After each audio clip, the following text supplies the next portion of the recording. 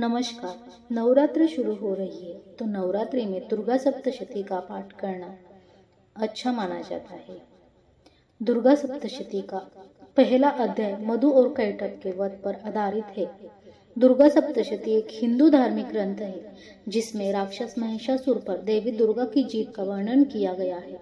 दुर्गा सप्तशती को देवी महात्म्य चंडी पाठ के नाम से भी जाना जाता है और इसमें 700 श्लोक हैं जो 13 अध्यायों में व्यवस्थित है। मधु और कैटभ का वध महाकाली का ध्यान में महाकाली का सहारा लेते हैं जिनके 10 चेहरे 10 पैर है और जिनके हाथों में तलवार चक्र गदा तीर धनुष गदा भाला मिसाइल मानव सिर और शंख है जो 3 आंखों से सुशोभित है। उसके सभी अंगों पर आभूषण थे और नीले रत्न की तरह चमकदार थी। और ब्रह्मा ने मधु और कैटभ को नष्ट करने के लिए उसकी स्तुति की थी जब विष्णु रहस्यमय नींद में थे।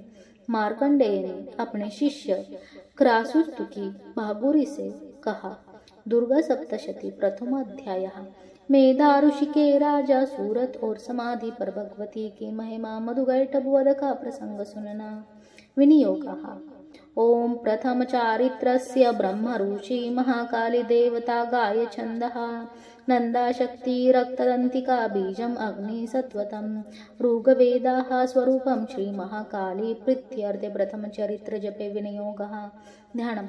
ओम खंडक चक्र गदेषु चाप परिघ्नचूलम भूषिंडी शिरः शंखं सन्धति करये स्त्रीनन्यां सर्वांग भूषाभूतां ब्लूस्माद्युतिमास्य पाददशकं सेवे महाकालिकां यमस्तुतस्त्वपिते हरे कमलोजोः भगवाणुं मधुं कैटभम्। ॐ नमः चण्डिके ॐ ऐं मार्कण्डे उवाच।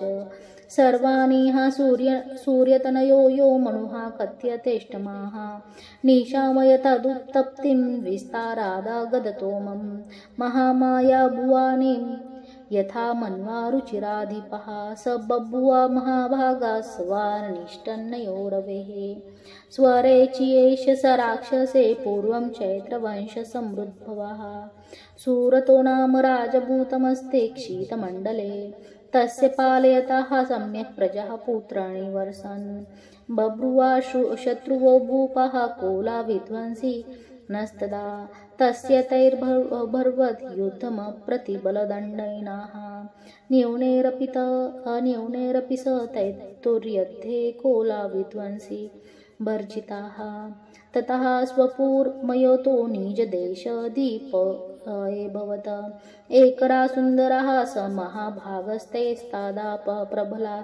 प्रबलारिभिः अमात्ये बलिभिर्दुष्ट्य दुर्बल्यस्य दुरात्माभिः कोशो बलं चापरतं तत्रापि स्वपुरे ततः ततो मृगव्यायेजेन ऋतस्वामिः स भूपतिः एकाकीः मारुह्यं जगतगहनं वनं या स तत्राश्रमद्रादक्षिदी द्विजवर्यस्य मेधसाः प्रसादेव सुन्दरबालपादकिरणं मुनिशिष्यपशोभितं तस्थे कञ्चित् सकालं च मुनिना तेन सत्कृताः इति कल्पचेतनाच्च विचारस्तस्मिन् निवारणश्रमे सोयेचि सुन्दर यदत्ता तत्र मम त्वपृष्ठे चेतनाः मत्पूर्वे पालितं पूर्वं मायाहीनं पुरं हि तत् मद्भृत्यत्सर्ववृत्तान्त धर्मताः पाल्यते न वा न जाने स प्रधानो मे सूरस्ति सदा मदाः मम वैरीवशं यतः कर्णभोगानुलस्यते ये मम अनुगता नित्यं प्रसादन् भोजनैः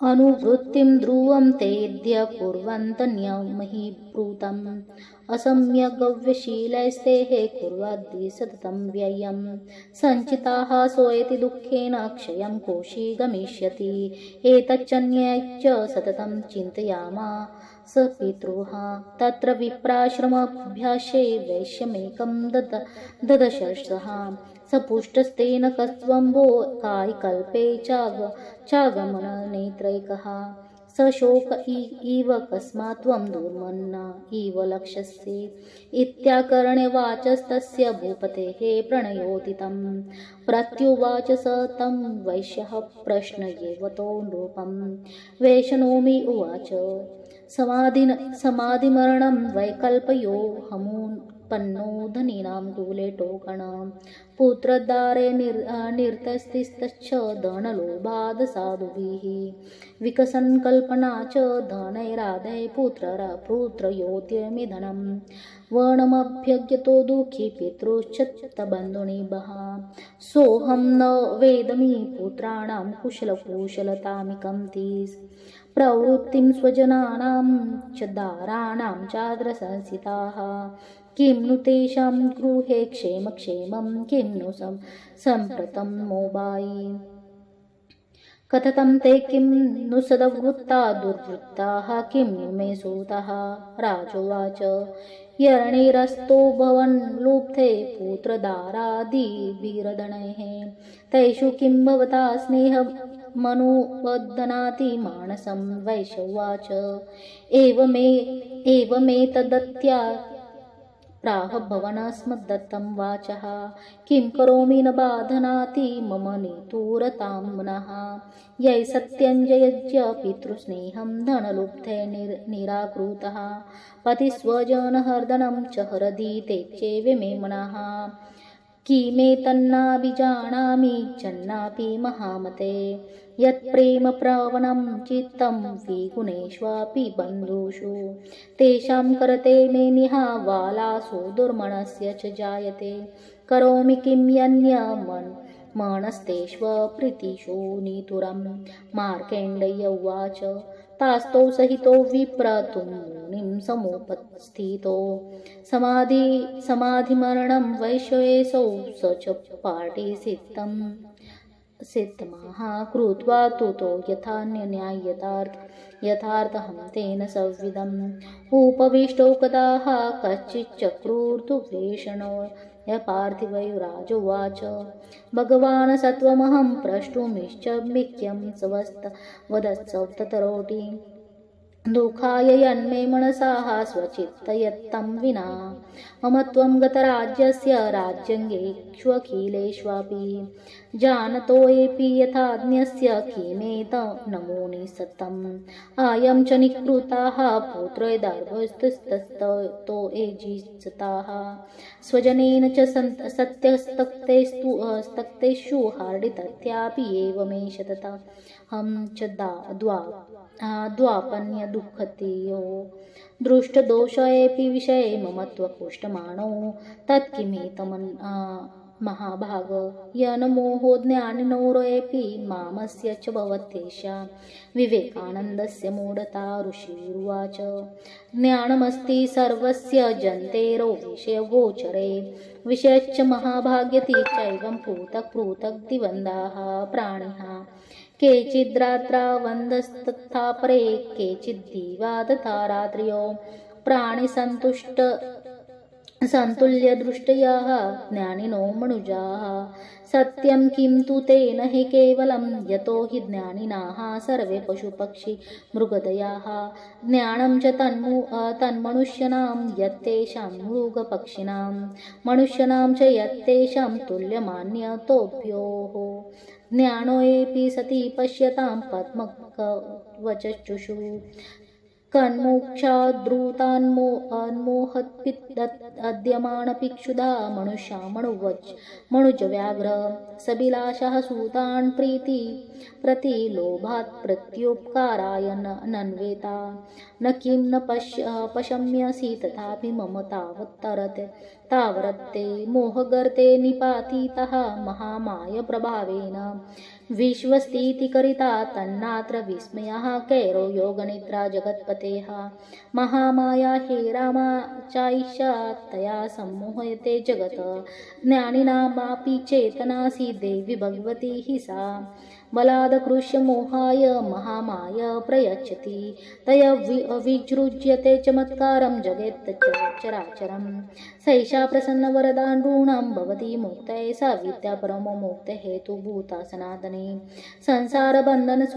बन्धनहेतुरासायन च सर्वे सर्वो वार्ले वार्ली राजवाच भगवान काही सा देवी महामायोति अम्बवणं ब्रवीत कथमुत्पन्न या कर्मस्याच किं द्विज यत्प्रभावाच्च सा देवी यत्स्वरूपा यदुद्वा तत्सर्वं श्रोतुमिच्छामि तत्त्वो ब्रह्मवेद्यां वर ऋषिरुवाच नित्यैव स जगन्मूर्तितस्य सर्वमिदं ततं तथापि मुत्पर्तिद्बहुधा श्रूयतां मम देवानां कार्यसिद्ध्यर्थं वा बिर्वति स यदा उत्पन्नेति तदा लोके सा नित्यप्यभिधीयते योगनिद्रां यदा विष्णुजगर्यते कर्णविक्लये अस्थिर्यशेष भजत्कल्पा भगवानुभगवानः तदा दवासुरो घोरे मधुकैटभो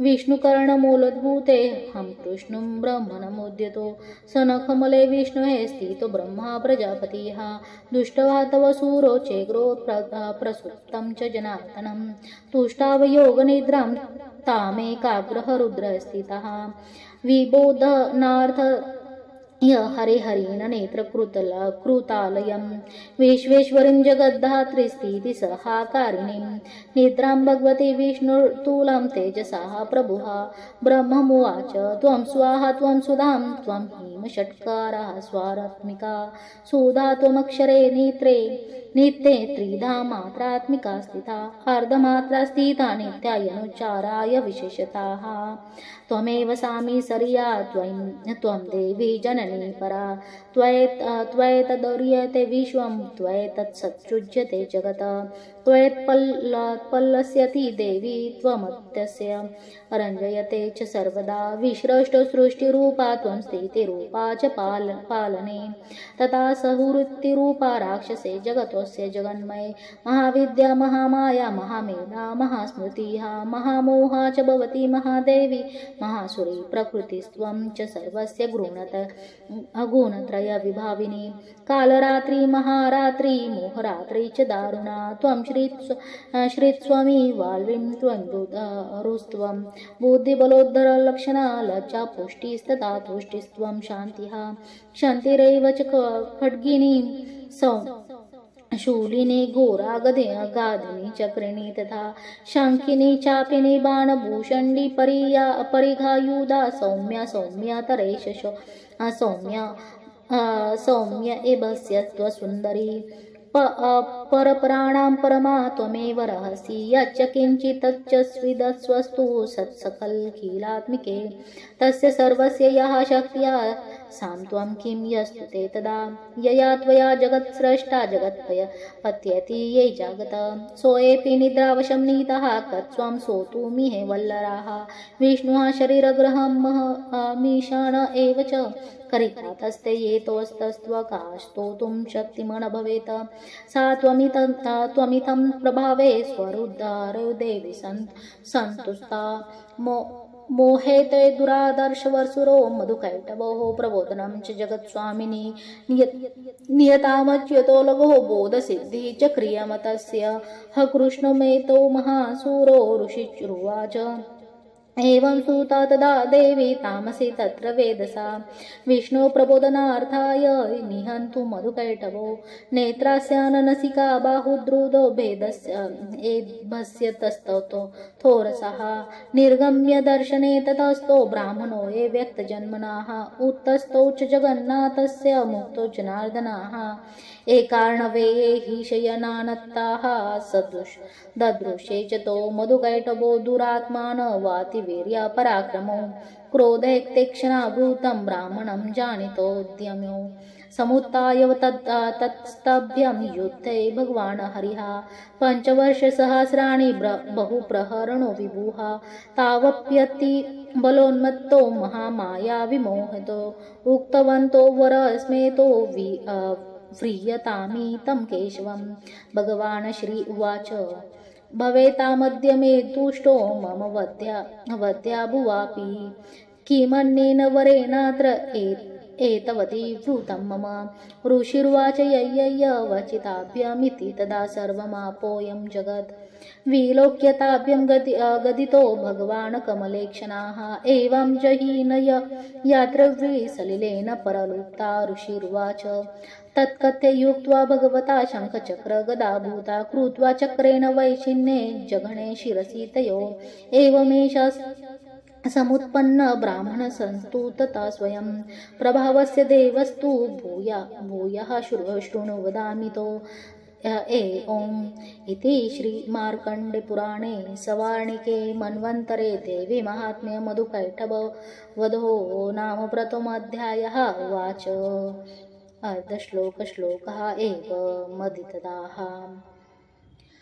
अर्थ दुर्गा सप्तशती अध्याय 1। सवर्णी इसलिए कहा जाता है क्योंकि वह सूर्य की पत्नी सवर्णा का पुत्र था। वे दूसरों स्वरों की सा मनवंतर में राजा सूरत बने। सूर्य के पुत्र 8वें मनु कहलाए। सुनो सब, जबकि मैं उनके जन्म के बारे में विस्तार से वर्णन करता हूँ कि कैसे सूर्य को शानदार पुत्र सवर्णी 8वें मनवंतर के स्वामी बने। सृष्टि के एक चक्र को 14 मनवंतरों में विभाजित किया गया है। एक मनु द्वारा शासित काल को मनवंतर कहा जाता है। इसलिए 14 मनु इस प्रकार है।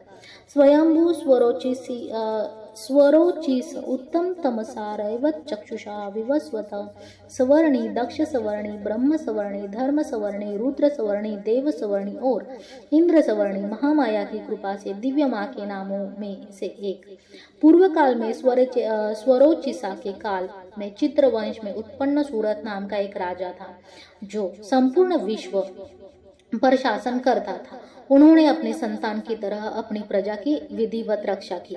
उस समय से विध्वंसक राजा उसके शत्रु बन गए। शक्तिशाली हथियारों के स्वामी उन्होंने कोला के विध्वंसकों के साथ लड़ाई लड़ी, लेकिन एक छोटी सेना होने के बावजूद वे उनसे हार गए। तब वह अपने नगर को लौट गया और अपने जीते हुए देश पर राज्य करने लगा। तभी उस प्रतापी राजा पर उन शक्तिशाली शत्रुओं ने आक्रमण कर दिया, यहाँ तक कि अपने ही शहर में अब शक्तिहीन राजा को उसके ही शक्तिशाली दुष्ट और बुरे स्वभाव वाले मंत्रियों ने उसका खजाना और सेना लूट ली थी।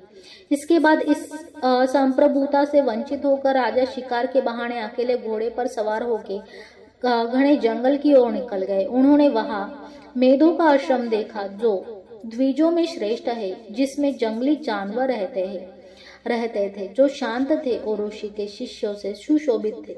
ऋषि द्वारा मनोरंजन करते हुए सूरत ने कुछ समय महान ऋषि के आश्रम में घूमने में बिताया।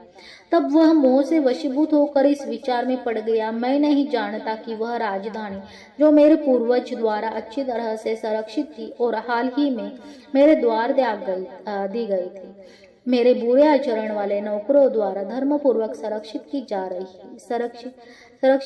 रही है या नहीं। मैं नहीं जानता कि मेरा मुख्य हाथी वीर और सदैव प्रसन्न रहने वाला और अब मेरे शत्रुओं के हाथों में पड़ गया है, उसे क्या सुख मिलेगा। जो लोग मेरे निरंतर अनुयायी थे और मुझसे कृपा धन और भोजन प्राप्त करते थे, वे अब निश्चित रूप से अन्य राजाओं को श्रद्धांजलि देते हैं।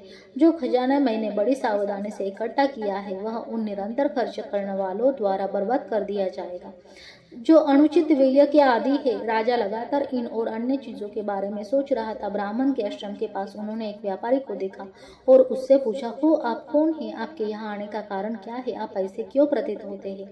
मानो दुख से पीड़ित हो और मन में उदासी हो। मैत्रपूर्ण भाव से कह गए राजा के इस भाषण को सुनकर व्यापारी ने आदर पूर्वक सिर झुकाकर राजा को उत्तर दिया। व्यापारी ने कहा, मैं समाधि नामक एक व्यापारी हूँ जिसका जन्म एक धनी परिवार में हुआ है। मुझे मेरी बेटों और पत्नी ने जो धन के लालच में दुष्ट है निकाल दिया है। मेरी पत्नी और पुत्रों ने मेरे धन का दुरुपयोग किया है और मुझे धन से विहीन कर दिया है। अपने विश्वस्त बंधुओं द्वारा निष्कासित किए जाने पर मैं दुखी होकर वन में आया हूँ। यहाँ रहते हुए मैं अपने पुत्रों, बंधु बांधवों तथा पत्नी के शुभ अशुभ के विषय में कुछ भी नहीं जानता। फिलहाल उनके घर में कल्याण है या दुर्भाग्य, वे कैसे हैं? क्या मेरे बेटे अच्छा जीवन जी रहे हैं या बुरा? राजा ने कहा, तुम्हारा मन उन लोभी लोगों तुम्हारे पुत्र पत्नी और अन्य लोगों के प्रति स्नेहपूर्वक क्यों जुड़ा हुआ है, जिन्होंने तुम्हें तुम्हारे धन से वंचित कर दिया है? व्यापारी ने कहा, यही विचार मेरे मन में वैसे ही आया है जैसे आपने कहा था। मैं क्या कर सकता हूँ, मेरा मन कठोर नहीं होता। यही उनकी व्यक्तियों के प्रति गहरा स्नेह रखते हैं जिन्होंने धन के लालच में पिता के प्रति प्रेम और अपने स्वामी और रिश्तेदारों के प्रति लगाव को त्याग कर मुझे बाहर निकाल दिया। हालांकि मुझे समझ नहीं आता, मैं जानता हूँ कि नेक दिल राजा ऐसा कैसा होता है कि मन निकम्मे रिश्तेदारों के प्रति भी प्रेम करने लगता है। उनके कारण मैं भारी आहें भरता हूँ और निराश हो जाता हूँ। उन अप्रिय लोगों के प्रति मेरा मन कठोर न हो जाए, इसके लिए मैं क्या कर सकता हूँ? मार्कंडेय ने कहा। तब हे ब्राह्मण, व्यापारी, समाधि और कुलीन राजा एक साथ ऋषि मेधस के पास पहुंचे और उसके योग्य शिष्टाचार का पालन करने के बाद और जैसे उचित था वे बैठे और कुछ विषयों पर उसके साथ बातचीत की। राजा ने कहा, सर मैं आपसे एक बात पूछना चाहता हूँ, इसका उत्तर देने में प्रसन्न हूँ। बुद्धि के नियंत्रण के बिना मेरा मन दुख से ग्रस्त है। यद्यपि मैंने राज्य को खो दिया, फिर भी एक अज्ञानी मनुष्य की भांति मुझे अपने राज्य की समस्त सामग्री से मोह है। हे मुनि श्रेष्ठ, यह कैसा है? और इस व्यापारी को बच्चों, पत्नी और सेवकों ने त्याग दिया है और उसके अपने लोगों ने उसे त्याग दिया है, फिर भी वह उनके प्रति अत्यधिक स्नेह रखता है। इस प्रकार जिन वस्तुओं के दोष हम जानते हैं, उनके प्रति आसक्ति के कारण वह और मैं दोनों ही अत्यंत दुखी है। तो फिर ऐसा कैसे होता है श्रीमान कि हमें इसकी जानकारी होते हुए भी यह भ्रम आ जाता है कि यह भ्रम मुझे भी घेरता है और उसे भी हम भेदभाव के मामले में अंधे हो गए हैं? ऋषि ने कहा, श्रीमान, प्रत्येक प्राणी को इंद्रिया द्वारा ग्रहण किए जाने योग्य वस्तुओं का ज्ञान होता है और इंद्रिया की वस्तु विभिन्न तरीकों से उस तक पहुंचती है। कुछ प्राणी दिन में अंधे होते हैं और अन्य रात में अंधे होते हैं। कुछ प्राणियों की दृष्टि दिन और रात दोनों में समान होती है। मनुष्य निश्चित रूप से ज्ञान से संपन्न है, लेकिन वह इतना संपन्न होने वाला एकमात्र प्राणी नहीं, क्योंकि मवेशी, पक्षी, जानवर और अन्य प्राणी भी इंद्रियों की वस्तुओं की पहचानते हैं। जो ज्ञान मनुष्य के पास है वह पशु पक्षियों के पास भी है, और जो कुछ उनके पास है वह मनुष्य के पास भी है, और बाकी सब जैसे खाना और सेना उन दोनों में आम बात है। इन पक्षियों को देखो, यद्यपि वे ज्ञान रखते हैं और स्वयं भूख से व्याकुल है, फिर भी मोह के कारण अपने बच्चों की चोंच में दाना डालने में लगे हुए हैं। मनुष्यों में से शेर बदलने में सहायता के लालच के कारण अपने बच्चों से जुड़े हुए हैं।